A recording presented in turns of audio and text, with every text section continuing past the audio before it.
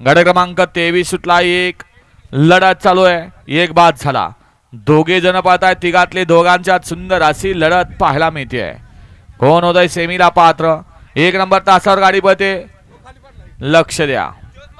2 गाड्यात सुंदर अशी लढत चालू आहे. अलीकडं सोन्या ड्रायव्हर आणि पलीकडं प्रकाश नाना चंचीक.